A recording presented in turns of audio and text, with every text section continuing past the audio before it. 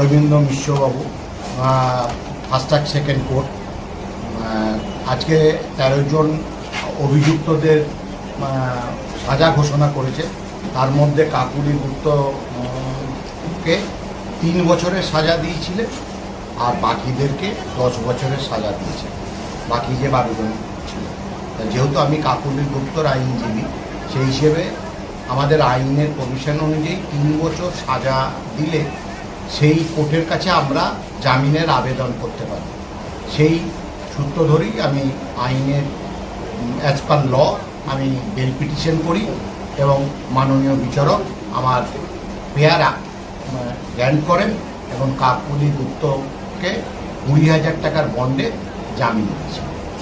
তাহলে উনি কি এখন কি বাড়ি ফিরে যাচ্ছেন না কিভাবে সুস্থ হবেন? কাকুলি গুপ্ত যেহেতু অনাময়ে ভর্তি আছে, জজ সাহেব আমাদের বেল অ্যালাউ করেছেন এবং বেল অ্যালাউ করে স্যাটিসফ্যাকশন লার্নের সিজিএমের কাছে ওই অর্ডার পাঠিয়ে দিয়েছেন। কিন্তু যেহেতু অনাময়ে যে ডাক্তারবাবুর আন্ডারে ভর্তি আছেন, সেই ডাক্তারবাবু এই মুহূর্তে উপস্থিত না থাকার জন্যে আমরা বেল বন্ড সই করতে পাঠিয়েছিলাম। ডাক্তারবাবু না থাকার জন্য বেল বন্ড সই হয়নি।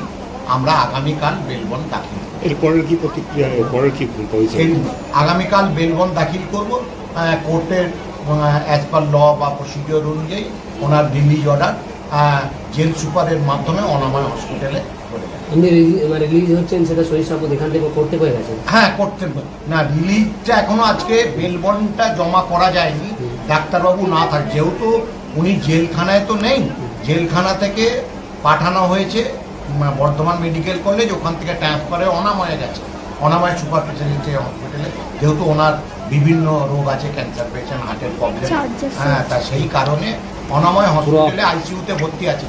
যে ডাক্তারবাবুর আন্ডারে উনি ভর্তি আছেন সেই ডাক্তারবাবু এই মুহূর্তে অ্যাভেলেবেল নন, যার জন্য ওনার বেল বন্ডটা ডাক্তারবাবুকে অ্যাটেস্টেড করতে হবে।